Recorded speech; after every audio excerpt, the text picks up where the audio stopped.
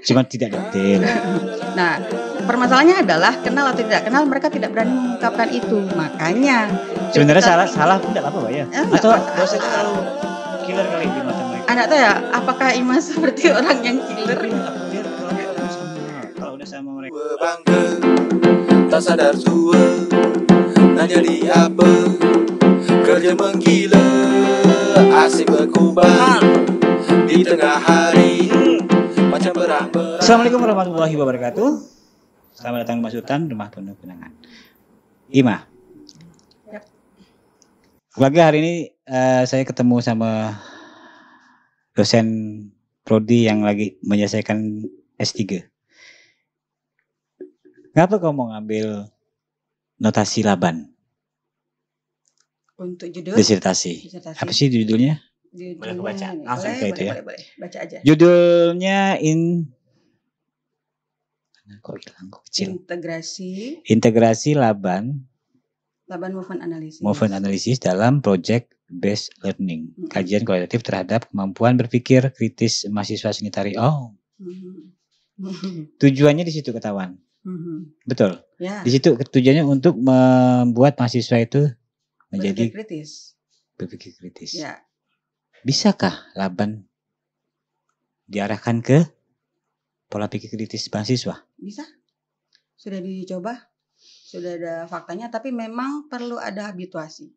Habituasi itu pembiasaan. Karena kan kalau kita mau merubah, ini karena bicaranya karakter ya. Kemampuan kognitif tapi nanti dampaknya ke afektif kan, itu harus ada pembiasaan karena tidak bisa dengan treatment satu kali. Kalau tidak ada pembiasaan dia akan kembali ke karakter yang sebelumnya gitu. Pembiasaan itu adalah melatih mahasiswa untuk belajar notasi tersebut? Tidak, tapi menstimulus mereka untuk berpikir kritis. Akhirnya berpikir kritis, bukan karena belajar notasi itu menjadi kritis. Kalau yang Ima buat itu salah satunya itu karena sasarannya adalah kemampuan analisa gerak. Kan kita bicara anak-anak tari nih, gitu. Ya kan kalau kita bicara anak-anak tari tentu yang paling utama itu adalah dia kenal sama tubuhnya. Nah sebenarnya kalau kita bicara ini kita bicara latar belakang dulu ya Bang. Jadi kenapa sih Ima ngambil notasi jadi intinya itu adalah karena ada kegelisahan hati terhadap bentuk apresiasi dan karya-karya dari anak-anak kita sekarang gitu. Mereka pandai membuat tarian, penuh dengan inovatif dan kreatif, spektakuler mungkin bisa dikategorikan seperti itu. Tapi antara komunikasi penari satu dengan yang lain, antara koreografer dengan penarinya, itu kadang terjadi miss sehingga penyampaian pesan dari sebuah garapan itu tidak sampai pada penonton. Itu salah satunya. Kedua, yang namanya tari kelompok itu kan harus ada chemistry. Satu kan, misalnya 7 orang tapi jadinya satu. Tapi yang terjadi belakangan ini adalah 7 orang ya 7 penari aja di panggung, bukan satu. Gitu. Nah, akhirnya pernah ada bertanya gitu kan sama mahasiswa, kalian kenal nggak sama tubuh kalian? Dia nggak bisa jawab. Itu tugas koreografer menyampaikan. Tugas penari. Gini. Koreografer menyampaikan, aku maunya kayak gini loh. Nah, oke. Ditangkap sama penari. Ya. Cuman koreografer mampu enggak ngisinya ke penari itu? Kan gitu kan? Harusnya bukan tugas koreografer aja. Penarinya harus kritis juga maunya macam mana? Iya. Nah, itu lagi penari harus peka dong kan? Akhirnya dia aku ini belum nyaman. Tapi tapi koreografer pun tidak mau mengkritik. Kok kurangnya di sini? Nah, ya. Penjembatan itu kali ya. Akhirnya jadi komunikasi antara penari dengan koreografer tuh kadang tidak terjalin yang maksimal begitu. Jadi keinginan koreografer tidak sampai pada penari, keinginan penari untuk mengkritisi garapannya pun kadang tidak tersampaikan. Alhasil pada saat di panggung itu kan ya mereka munculnya ya keakuan atau ego dari bentuk style gaya masing-masing gitu. Tidak sampai pada pesannya. Akhirnya gitu. Penari dan koreografer memang harus kritis. Iya, harus berani. Aku ini belum dapat loh. Koreografer. Gitu gak penarinya? Aku harus belum dapat loh, maunya macam mana ya? Kayak gini misalnya, koreografer kan punya rasa ego. Aku tuh pengen garapannya gini gitu kan. Tapi begitu transfer gerak ternyata enggak ngerti. Bisa jadi tidak ngerti atau mungkin pernah terjadi begini. Tidak sinkronus dengan ketubuhan atau misalnya kok kayaknya kurang nyaman ya gerak ini gitu. Yeah. Nah, Karena kan penari tuh nggak berani ya untuk bicara sama koreografernya kan. Iya. Entah itu karena abang atau apa atau kakak gitu kan. Jadi diem, nahan diri, akhirnya bergaya dengan gaya sendiri gitu kan. Nah itu kan terjadi miss sebenarnya. Harusnya kan penarinya kritis, Bang. Kayaknya ini misalnya ke Bang Ale gitu ya. Kayaknya gerak ini nih kurang nyaman lah di badan. Itu kan kita menganalisis tubuh kita. Kalau aku paksakan nanti bisa jadi aku cedera di sini nih, Bang. Atau tangannya kayaknya agak kurang nyaman nih, Bang. Itu kan kita kenal tubuh kita. Tapi kalau misalnya penarinya nggak kritis kan otomatis dia nggak kenal sama tubuh dia. Dia memaksakan tubuhnya untuk ya udah bergerak gitu-gitu. Terus kolerasinya kita belajar dari notasi tadi, notasi laban ya. Notasi laban move on analysis. Gitu. Move on analysis. Artinya kan kita bicara kita kolomkan dulu lah ya. Notasi laban itu apa ya? Nah, dari notasi laban ini itu mereka kan belajar not gerak ya. Not gerak bahasanya gitu kan. Betul. Di musik ada not musik, di situ gerak juga ada notnya. Betul. Nah, letak kritisnya tuh mereka tuh di mana tuh nanti itu? Nah, kan yang namanya kritis ya kalau kita bicara teori ya. Nah, itu kan Imang ngambil dari teorinya fashion. Itu ada 6 indikator. Ada yang pertama itu interpretasi, kemudian analisis, evaluasi, kemudian kesimpulan, penjelasan dan self regulation. Self regulation itu berarti kayak kita tuh mengintrospeksi diri kita, ada refleksi dalam diri lah gitu. Nah, untuk modal mereka bisa menginterpretasi, analisis, evaluasi, explanation gitu kan, menjelaskan, menyimpulkan dan self regulation ini itu kan butuh kata. Ya kan, baik kata secara verbal maupun secara, kalau kita penari berarti non verbal dengan ketubuhan kita, begitu kan. Nah, kata-kata itu harus didapat dari pembelajaran dasar. Nah, kalau kita bicara tari, tentulah dia harus memahami beberapa materi-materi dasar. Contohnya, misalnya gerak teknik dasar, atau kalau di mata kuliah itu kayak olah tubuh, teknik dasar, teknik dasar gerak, gitu kan. Kemudian pengantar pengetahuan tari, itu adalah mata kuliah dasar yang harus mereka pelajari. Kemudian kalau kita kaitkan dengan notasi, itu adalah notasi tari dasar. Notasi tari dasar itu kenapa dalam hal ini mengambil notasi tari dasar atau notasi gitu kan? Karena notasi itu kita membedah tubuh kita menjadi beberapa bagian. Dalam hal ini mungkin kalau secara teorinya Rudolf von Laban atau N. Hutchison itu Ima bagilah atau Ima sederhanakan berdasarkan kebutuhan kita aja. Itu ada 19 anatomi tubuh. 19 anatomi tubuh. Ya, 19 anatomi tubuh. Mulai dari lengan, di sini ada 5, begitu kan. Kemudian tungkai ada 3 kali 2 kan. Ini kali 2, kemudian torso, muka, kepala gitu. Nah, itu ada totalnya ada 19. Jadi kalau misalnya kita sudah kenal tubuh kita, habis itu kan kita akan belajar arah, kita akan belajar level. Itu kan sebenarnya pengetahuan-pengetahuan yang sudah kita pelajari di dasar kan. Nah, kadang mahasiswa tuh begini, dapat mata kuliah 1, sudah selesai dapat nilai. Oke, hore, bye. Masuk mata kuliah berikutnya, begitu diulang lagi oleh dosen, lupa Bu, lupa Pak. Nah, atau apa ya dulu ya?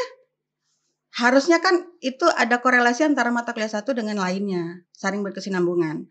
Nah, dalam proyek yang Ima lakukan ini kaitannya nanti ke ending. Endingnya adalah komposisi. Nah, jadi dari mulai mereka mengenal tubuh dulu, mengenal arah dan level, itu kan kita membuat dalam staff, dalam bagannya itu menotasikan dasar, gitu kan. Kadang itu memang agak sulit karena memang butuh waktu yang lama dan fokus yang memang agak butuh fokus yang memang benar-benar fokus gitu ya. Karena kalau ada halangan aja sih kita tegang gocek itu kan buyar. Karena kadang anak-anak notasi itu ujung-ujung susah membedakan mana kanan mana kiri. Saking fokusnya. Saking fokusnya baca itu. Karena membaca model dengan menulis kan kadang berbeda kanan dan kiri. Kayak Ima misalnya, kanannya Abang itu kan bukan berarti kanannya Ima. Itu kan kirinya Ima gitu. Nah, Ima membaca model itu kanan. Nah, tapi memandangnya dari arah Ima. Kadang tuh kita penotasi itu kadang menulisnya itu itu kanan. Kita nulisnya di kanan padahal kita menulisnya di kiri padahal itu di kanan. Nah, gitu. Saya pernah belajar notasi laban itu 2 minggu emang pusing kepala saya enggak ngerti. Mahasiswa 1 semester atau 2 semester? 2 semester. 2 semester. 2 semester artinya setahun. Itu kurikulum yang lama. Kalau kurikulum yang sekarang itu 1 semester. 1 semester. 1 semester karena emang Pemadatan kan jadi karena seni pertunjukan ya, jadi semua mata kuliah ada masuk situ. Cukupkah waktu 1 semester itu? Secara Dasar kali ya. Dasar pun mungkin enggak cukup. ya kalau kemarin Ima coba 2 semester itu untuk 1 semester dasar cukup. Cukup. Berapa menit itu satu mereka untuk 2 SKS berarti sekitar 100 menit. 100 menit. Ya. 100 menit kalau dia fokus cukup. Cukup ya. Karena dari sekian mahasiswa 1 atau 2 saja yang berhasil, Ima pikir itu sudah reward.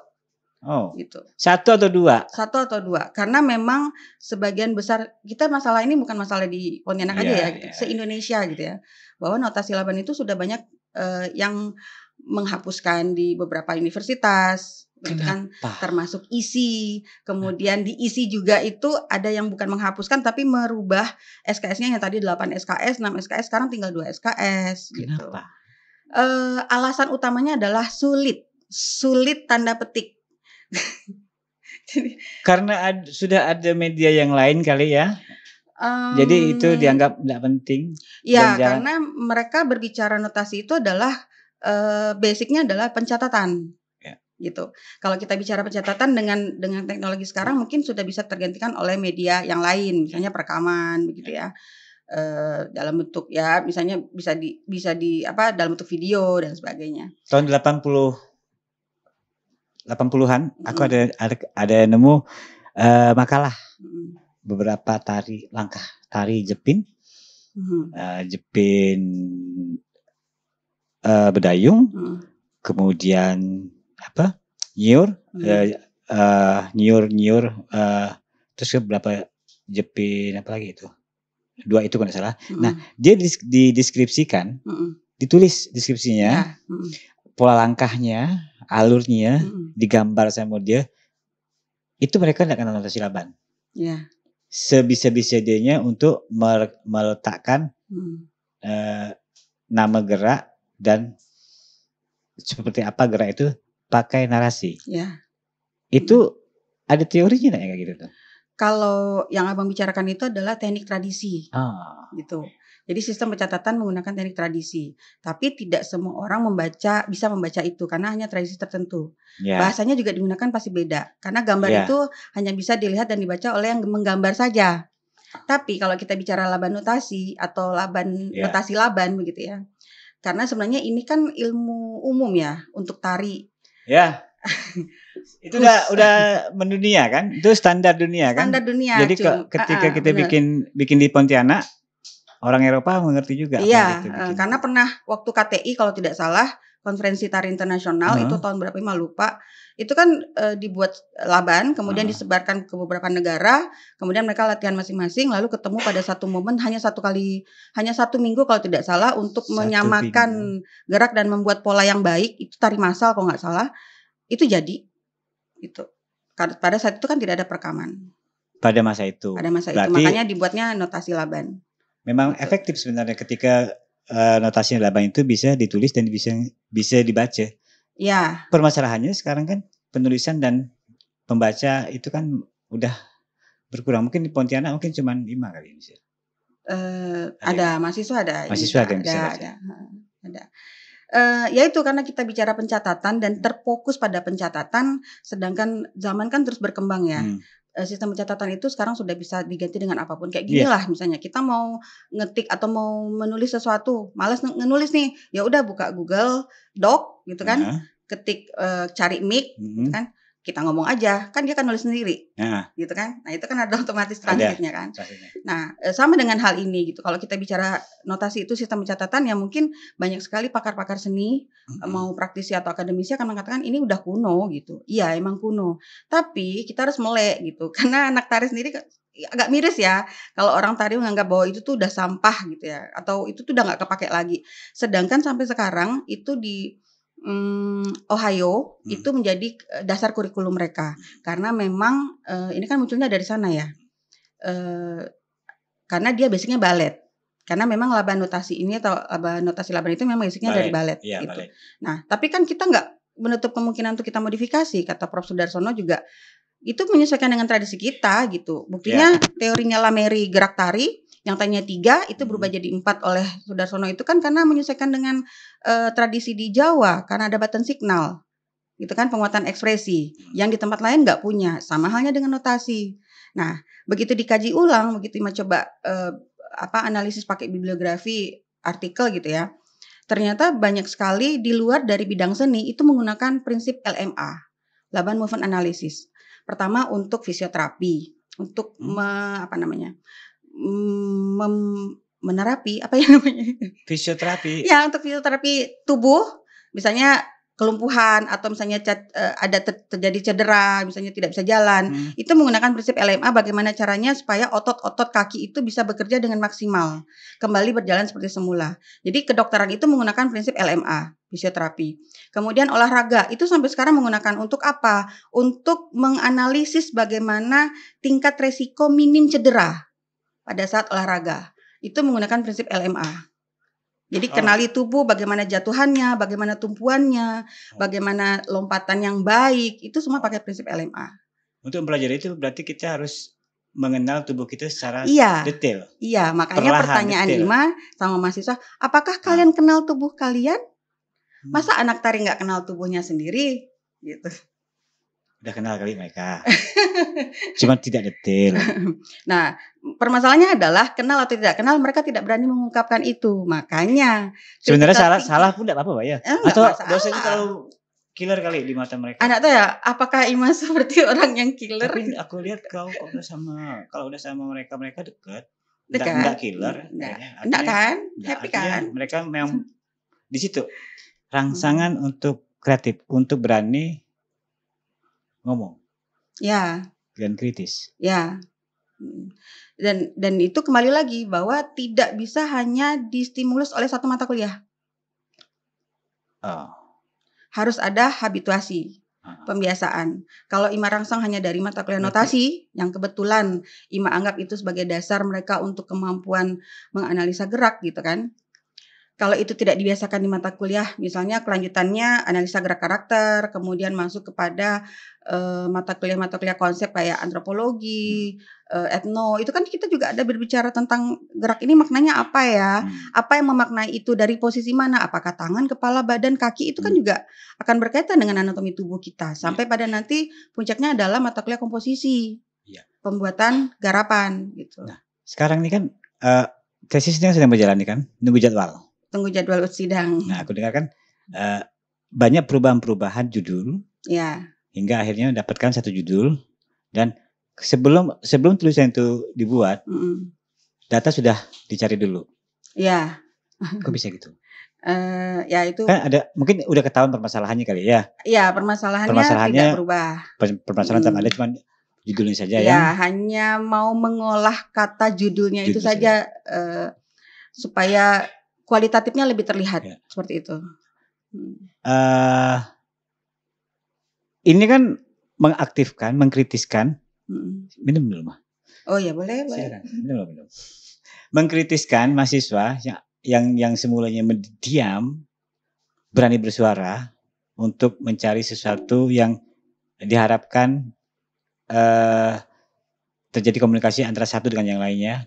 Nah, memang kebanyakan mahasiswa terutama di tari, kok saya lihat memang ketika berbicara, dia bisa bicara normal, komunikasi tiktokannya bagus, tapi ketika dia fokus pada satu objek agak kemana-mana. Nah, mungkin dari semester awal atau dari pendidikan ospek dia mungkin, nah, tidak diajarkan macam mana untuk kritis kali. Kalau ngomong dianggap bangkang gitu, enggak gitu kan? Kalau arah ke sana kurang paham juga ya Bang ya, maksudnya karena memang tidak mengikuti proses alur masuk mereka ya dari awal begitu. Karena kan Ima masuknya hanya ke mata kuliah, dan itu pun ketemunya nanti di Ima itu semester berapa tuh? Semester 3, 4, 5, 6 sekitar itu. Jadi Ima banyak mengampu mata kuliah itu di kurikulum yang lama ya. Itu di semester 3, 4, 5, 6. Kalau yang baru Ima belum, karena belum aktif. Gitu.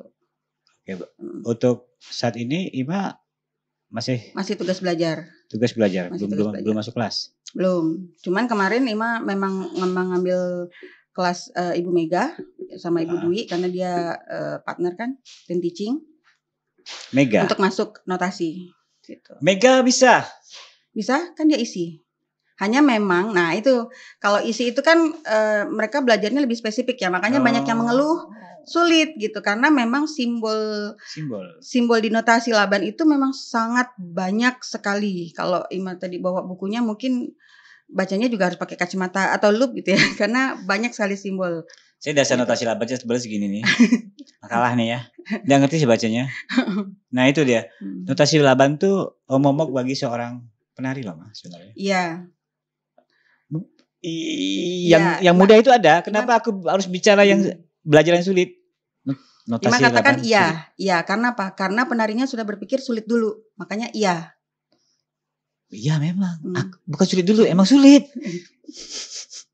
Ya itu. Aku belajar sulit. Aku belajar sulit. 2 minggu aku belajar sulit. Karena begini, karena Ima mungkin sampai. Karena kita ditari ya Bang ya. Kita ditari itu yang lebih atau notabene-nya itu kita banyak bermain di psikomotorik. Iya. Bukan ke kognitif dan afektif gitu kan. Nah mungkin. Nah jadi kita banyaknya ngolahnya tuh di psikomotorik. Sehingga pada saat kita masuk ke ranah kognitif. Itu agak meraba-raba jadinya. Makanya terkesan jadinya sulit. Karena apa? Mending hitung 1/8 aja udah cukup. Gak usah tambah-tambah lagi. Kesannya kayak gitu. Apalagi kebanyakan anak tari itu menghindari matematika. Jadi mereka menganggap bahwa notasi itu seperti matematika. Memang. Ketemu dengan bidang-bidang datar. Betul. Kemudian ketemu sudut Betul. yang harus diukur 30, 40, sepersekian derajat. Betul. Nah, gitu kan. Lain kalau yang dari eksakta ya. Bang Wahyu.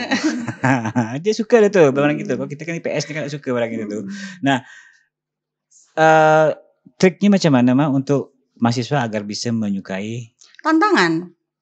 Jika dia punya visi, itu adalah sebuah tantangan. Jadi kan itu tantangan. Karena emang yakin semua anak tari itu pasti senang akan tantangan. Itu bukan hukuman ya? Enggak. Itu tantangan ya? Itu tantangan. Itu sebuah tantangan. Itu tantangan. Nah, itu yang harus ditanamkan kepada mereka. Ini tantangan, bukan ngetes kalian, tapi ini tantangan. Tantangan bisa tak naklukin ini. Ima pernah coba treatment ya. Di luar dari treatment yang Ima lakukan di sini ya. Karena ini kan kita belum bicara treatment apa sih yang treatment Ima lakukan di sini. Ima bicara di tempat lain dulu. Jadi waktu pas mau festival, itu kan Ima tidak terlibat untuk membimbing. Ya. Nah, kemudian tiba-tiba mereka bilang, Bu, datanglah, lihat dulu, gitu kan. Ya mungkin terkenal Ima dengan datang-datang langsung ngomel atau apa gitu ya. Mungkin ya gitu. Tapi pas Ima lihat, ya memang gak sama sekali. Kalau kita bilang geraknya bagus atau konsepnya bagus, iya konsepnya bagus. Tapi kalau penarinya tidak bisa eksekusi dengan baik kan tidak akan nyampe gitu kan. Tawar. Nah, Ima bilang saya melihatnya dari 3 sisi kacamata. Kacamata juri, kan? Kacamata penonton dan kacamata koreografer atau penarinya atau pelakunya, gitu. Dari kaca paling gampang aja pelaku itu udah nggak nyaman, apalagi kacamata penonton dan juri yang paling fatal, begitu kan? Kalau kita bicara festival. Kalau festival tuh udah juri ya. Ya kan, yang paling fatal kan juri gitu kan? Itu. Dari pelakunya saja itu sudah kita ngeliat udah nggak enak, apalagi penonton dan juri, begitu. Nah, contoh misalnya ada gerak yang 2 orang nih bareng, gitu kan? Misalnya Ima dan Mak Ale gitu kan, Ima dan Mak Ale. Ini double nih. Harusnya duet nih kan. Kan chemistry-nya harus ada. Tapi enggak Ima dengan gaya Ima, Bang Ale dengan gaya Bang Ale. Kan enggak enak. Nah, sekarang Ima bilang, "Coba deh kamu ngaca." Kan ada kaca tuh. Ngaca bareng. 1x4 aja dulu. Enggak usah 1x8. 1x4 aja. Stop. Mana yang lebih nyaman? Gerak Bang Ale atau gerak Ima? Gitu kan? Oh, ternyata gerak Bang Ale nih. Analisis tuh. Kenapa sih bisa nyaman? Letak nyamannya di mana sih? Gitu. Tanya. Kan nggak bisa diam doang. Masa kita cuma lihat langsung bisa ketemu kuncinya? Nggak kan? Kan tanya nih, Bang itu kakinya ngapa bisa gitu ya? Kok nyaman bener ya posisinya? Nah kita pelajari. Sekarang karena Bang Ale gerakannya lebih bagus, maka Ima harus mencontoh Bang Ale. 1x4. Tak dapat. Sama kan? Nah tinggal main rasa. Satu kan rasa. Begitu selanjutnya. Nah, itu Ima treatment di 2 penari yang kebetulan satunya itu bukan anak seni tari, anak ekonomi kalau nggak salah, yang satunya anak seni tari. Begitu masuk itu mah pantau ya, ada berapa kali ulang dia begitu udah dapat Bu. Nah, running pas bagian itu dapat soulnya. Akhirnya sekarang mereka berdua itu kepake di mana-mana dan dipuji-puji. Dia kalau nari tuh nah, ya karena apa? Mereka dah kenal tubuhnya. Cara menganalisis tubuhnya, begini cara menyikapi. Jadi bukan, mohon maaf ya, kalau misalnya kita keluar dari nonton, tanya ada yang keluar nonton. Tadi gimana pertunjukannya? Gerakannya tuh menapot ya Bu, masa ada gini-gini. Kan itu bukan kalimat-kalimat yang muncul dari kita sebagai akademisi tari gitu kan. Kalau kita bukan orang tari mungkin kita oke lah ya ngomong kayak gitu. Bagus, jelek gitu kan, kurang menarik. Tapi kan bukan itu esensinya yang harus kita bicarakan. Tapi ada gerak yang menarik tuh. Kayaknya gerak ini selalu dipakai deh, misalnya gitu. Nah itu kan ada analisis gerak di situ. Karena kita bicara tari, gitu kan. Kan anak tari kita bicaranya gerak. Gitu. Itu yang Ima harapkan muncul dari mahasiswa kita, gitu. Atau dari ya teman-teman seni lah, teman-teman seni tari khususnya. Itu sebenarnya misinya ke sana. Gitu. Berawal dari kritis ya? Berawal dari kritis, harus. Gitu. Dan mau menyampaikan kekurangannya di mana? Iya, berani menyampaikan harus kekurangan. Berani. Aku kurang di sini loh Bu, ya. Misalnya kan. Bantu dong. Ya. Nah, ketika ada mahasiswa seperti itu, insya Allah dia maju. Akan maju dia tuh. Maju pasti. Nah itu dia. Memang mereka itu kalau tidak kritis, gerak pun tidak sama. Gimana mau masuk ke rasa habis itu? Benar. Contoh banyak, ya. Contoh yang paling gampang yang sudah terjadi Aryadi, Fahrul, gitu kan. Aryadi dulu itu dia hanya bisa main akrobat, gitu kan. Terus memang belajar cari itu bukan cuman mengamati gitu, bukan, terus imitasi, enggak. Bukan budak prodi kan? Prodi. Bukan olahraga kan dia? Bukan. Oh dia prodi sini. Kalau yang terakhir ini Ahlun ya. Ahlun olahraga. Tapi memang dia tidak banyak berproses sama Ima gitu. Waktu itu cuman sekali dan itu nggak lama gitu. Jadi belum tahu perkembangannya. Tapi kalau Aryadi karena memang Ima tahu dari awal ya. Karena waktu itu kan waktu pertama kali dia masuk Ima yang ngetes gitu. Oh dia budak prodi. Aku kira dia itu anak olahraga. Aku kira anak olahraga. Ya. Budak prodi. Sempat waktu pas mau lomba itu dia sampai nangis, bilang kalau memang mau nangis aja nggak apa-apa.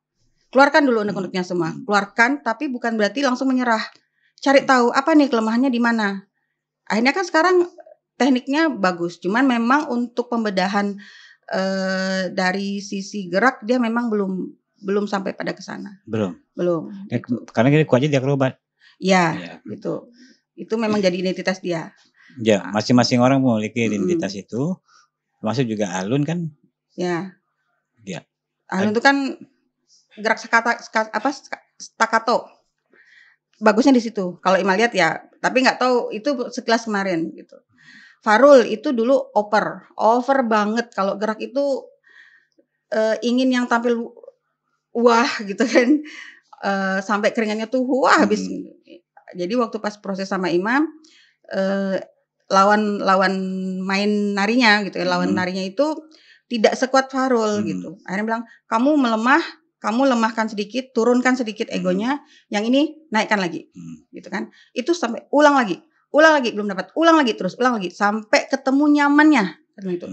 Masih tidak nyaman, ulang lagi terus. Jadi yang mereka istirahat, yang lain Imam, ulang Fahrul, ulang terus.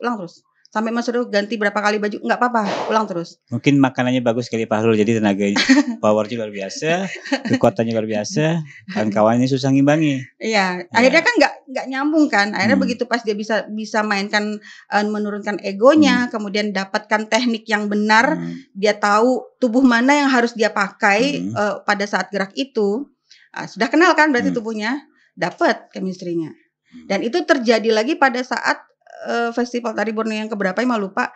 Itu dia barengan salahnya. Bukan barengan benarnya. Barengan salahnya. Barengan temponya miss gitu kan. Tapi bareng.